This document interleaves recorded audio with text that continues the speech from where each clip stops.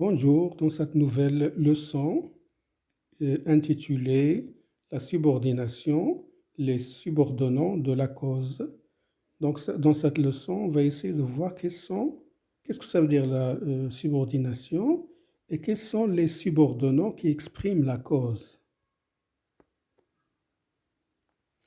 Alors, comme vous voyez ici, dans cette leçon de langue, vous avez plusieurs subordonnants qui expriment la cause. Comme vous voyez ici dans la liste des mots en rouge, hein, parce que, puisque, puisque, d'autant plus que, si c'est que, sous prétexte que. Alors, des exemples, Mohamed est fatigué parce qu'il a beaucoup marché, puisqu'il est malade, il reste à la maison. D'autant plus que je ne veux pas que tu sortes, d'autant plus qu'il pleut très fort.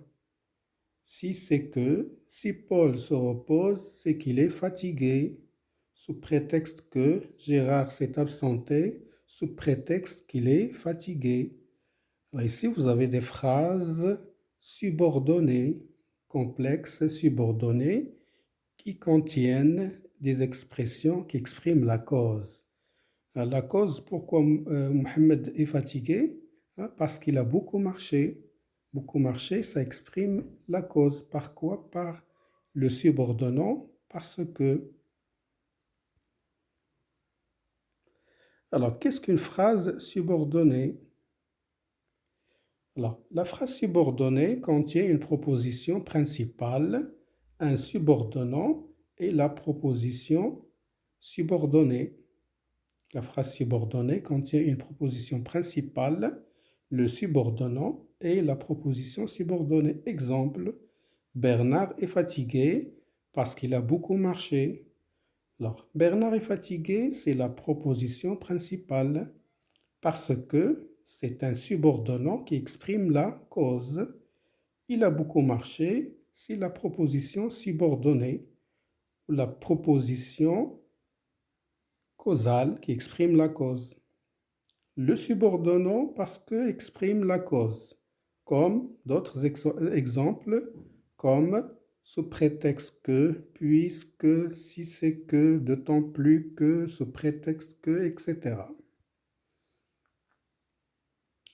Alors ici, vous avez un exercice. Vous pouvez arrêter votre vidéo, faites l'exercice et après, recommencez pour vérifier si vous avez compris la leçon.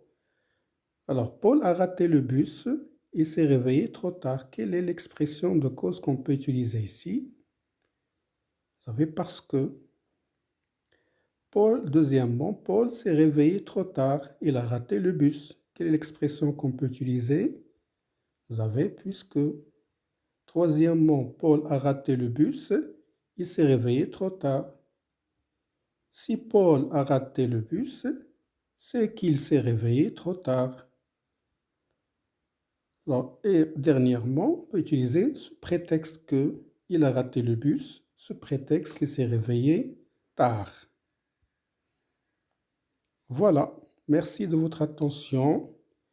Essayez de vous abonner à la chaîne pour que vous puissiez recevoir d'autres leçons. Merci.